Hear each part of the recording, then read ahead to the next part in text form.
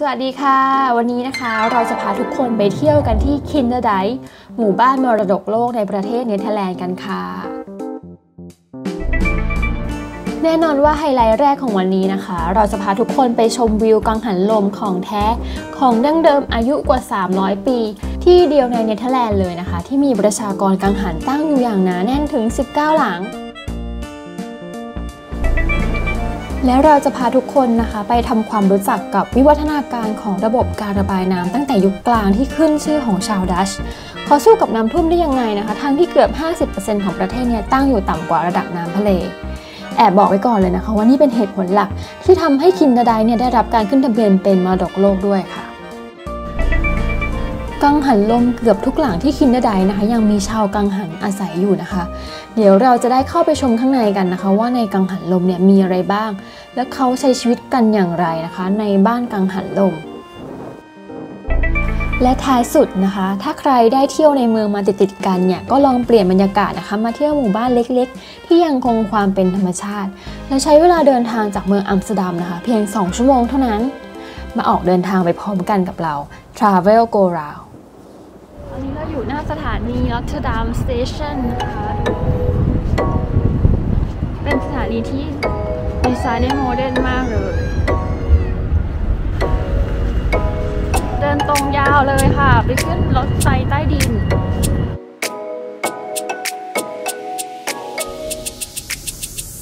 ซื้อมา2 อันนะคะ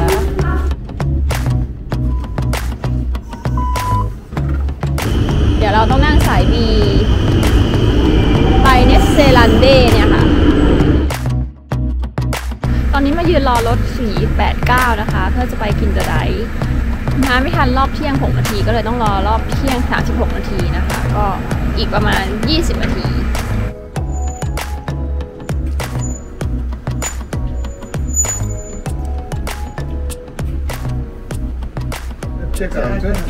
คินเดอร์ไดท์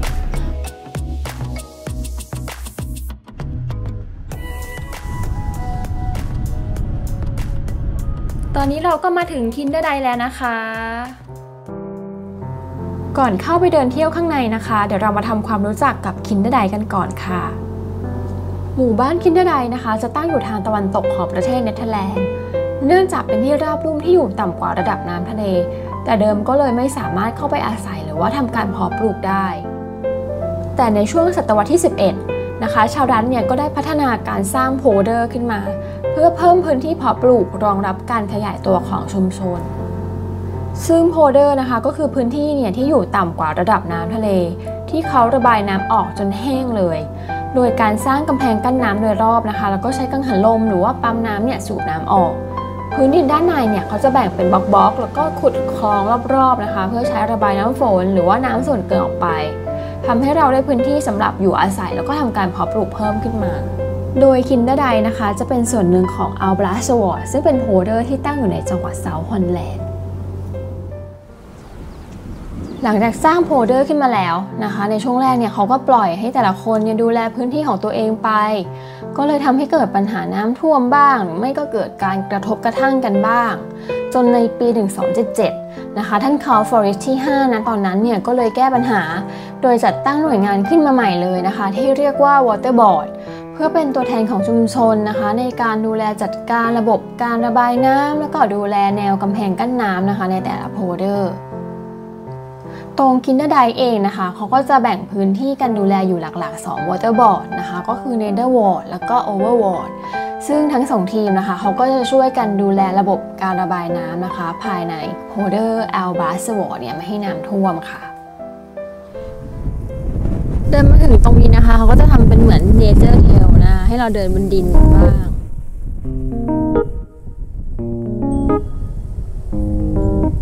นี่นะคะตรงคินเดอร์ไดท์เนี่ยเขาได้รับการขึ้นทะเบียนเป็นมรดกโลกเนี่ยเนื่องจากพื้นที่ตรงนี้ค่ะมันเป็นตัวอย่างที่ดีมากนะคะในการให้เห็นถึงระบบการจัดการน้ำการระบายน้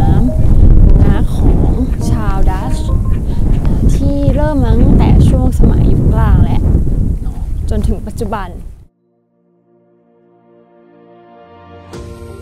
โดยในช่วงแรกสุด นะคะเขาก็จะให้น้ำในโพลเดอร์เนี่ยระบายออกไปทางแม่น้ำฟรีเซอร์แล้วก็อัลบลัสที่อยู่ทางใต้ของโพลเดอร์แต่การที่เขาระบายน้ำสูบน้ำออกเรื่อยๆนะคะก็ทำให้ดินในโพลเดอร์เนี่ยทรุดตัวลงจนระดับน้ำด้านในนะคะต่างกับแม่น้ำด้านนอกจนไม่สามารถระบายน้ำจากจุดเดิมได้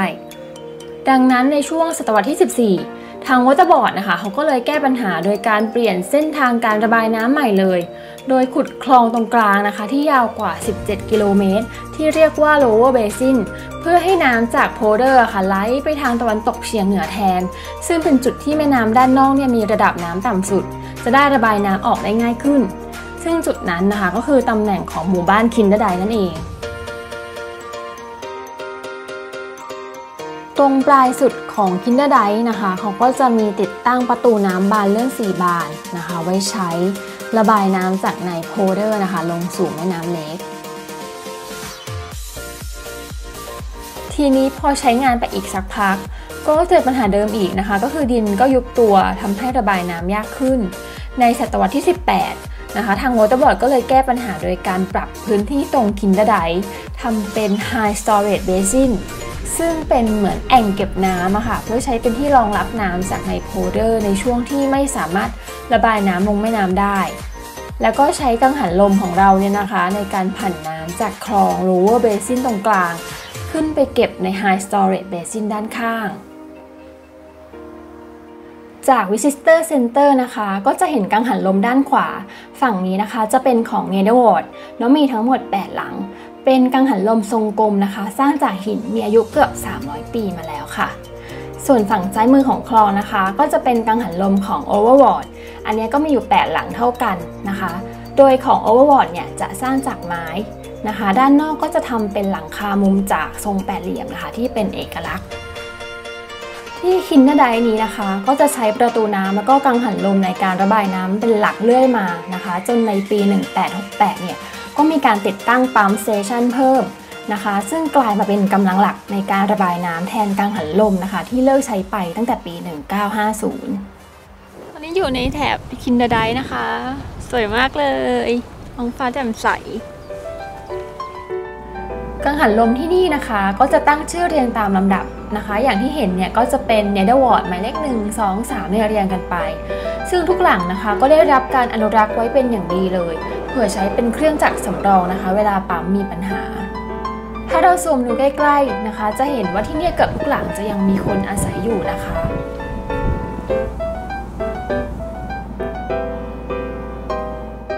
ด้านหน้านี้นะคะก็คือกังหันลม Netherward หมายเลข2ตอนนี้นะคะก็เปิดเป็นพิพิธภัณฑ์ให้เราเข้าไปรู้จักชีวิตของชาวกังหันก็จะเป็นเรื่องราวของครอบครัวตระกูลฮุกที่ทำอาชีพควบคุมกังหันลมแล้วก็อาศัยอยู่ที่นี่มาตั้งแต่ศตวรรษที่18แล้วค่ะ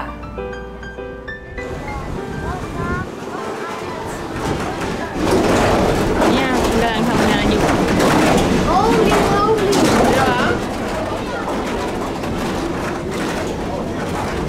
ขึ้นมาชั้น2นะคะก็จะมีห้องนอนมีเตียงนอนของเด็กๆเขาก็จะอาศัยอยู่ด้วยกันทั้งครอบครัวในกังหันนี้เลยนะคะเพราะว่าจะต้องทำงานตลอดทั้งกลางวันกลางคืนเมื่อใดก็ตามที่มีลมที่นี่เคยใช้อยู่กันถึง15 คนเลยนะคะ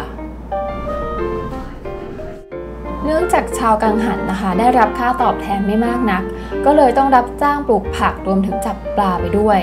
ดังนั้นชั้น3นะคะเขาก็จะใช้เป็นห้องรมควัน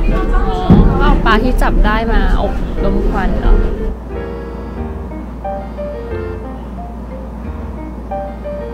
ด้านบนสุดนะคะก็จะเป็นกลไกกังหันลม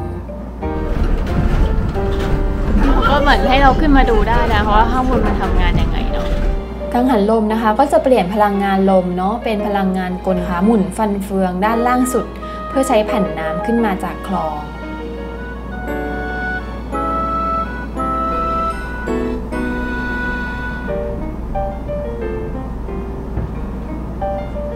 ฟลอร์นะคะก็จะมีเตียงนอน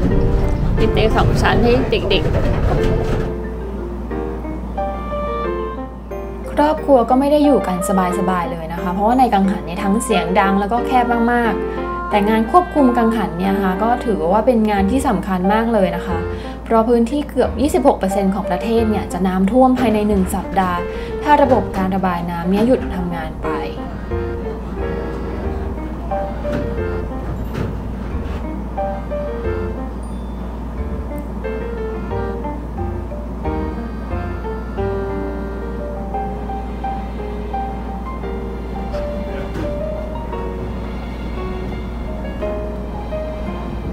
เราออกมาข้างนอกนะคะก็จะได้เห็นกังหันลมแบบใกล้ๆด้วยนะคะ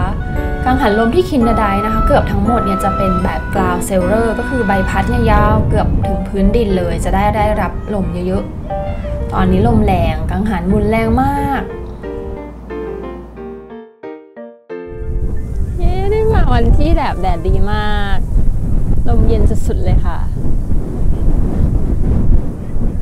ก็เป็นพื้นที่ที่เขาก็จะได้ใช้ชีวิตอยู่กับธรรมชาตินะคะสู้กับธรรมชาติเนาะ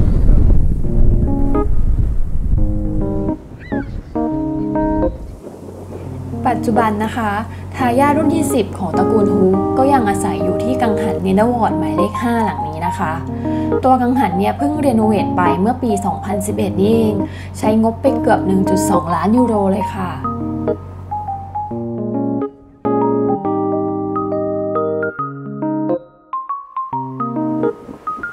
ด้านหน้าเรานะคะจะเป็นบล็อกเวียร์โพลเดอร์วินมิลที่เป็นกังหันลมที่เก่าแก่ที่สุดในคินดาไดเลยนะคะตัวบล็อกเวียร์เนี่ยจะใช้ผันน้ำจากในโพลเดอร์นะคะขึ้นมาเก็บในคลองโลเวอร์เบซินโดยตรงซึ่งตัวกังหันนะคะก็จะเป็นแบบ Hollow Post Mill ที่มีจุดเด่นก็คือด้านบนหมุนได้นะคะทำให้เขาสามารถปรับใบพัดนะคะเพื่อรับลมในทิศต่างๆได้โดยไม่ต้องย้ายฐานปัจจุบันนะคะด้านในก็เปิดเป็นพิพิธภัณฑ์นะคะให้เข้าชมได้ก็จะจำลองการใช้ชีวิตของชาวกังหันนะคะในช่วงศตวรรษที่ 20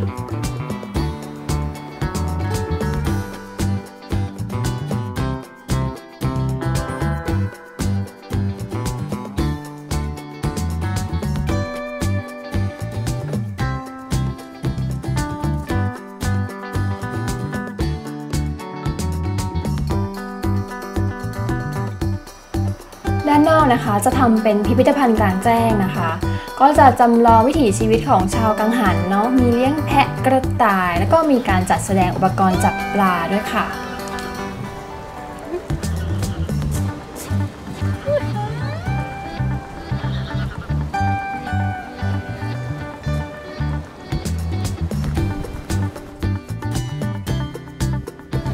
อุปกรณ์ตกปลาด้วยให้เดินขึ้นไปโอเปเรตทั้งบนนะคะ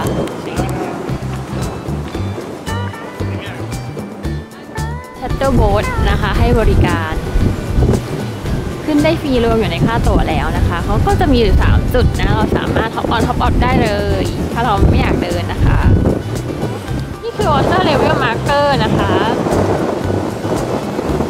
สีเทาก็คือ Average Level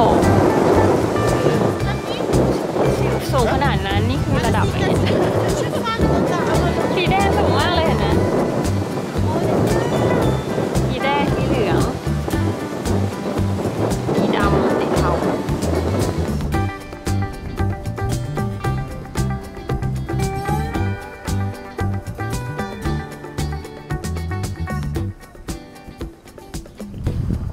ตอนนี้กำลังเดินกลับไปด้านหน้านะคะ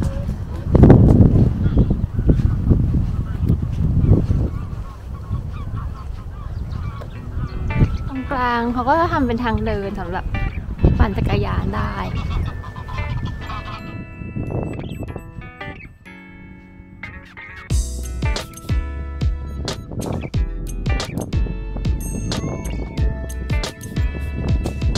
เราสามารถเอาขนมอาหารมานั่งปิกนิกได้เลยถ้าจริงๆถ้าอากาศดีๆนะคะก็สามารถใช้เวลาได้หลายชั่วโมงเลยนะที่นี่สวยทุกมุม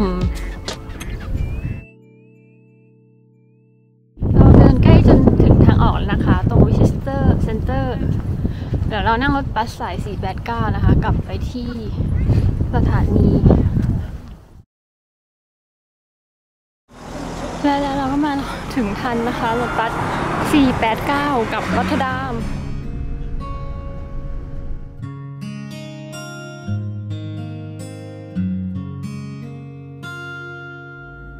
ชอบคลิปนี้ฝากกดไลค์ กดแชร์ กด Subscribe ด้วยนะคะ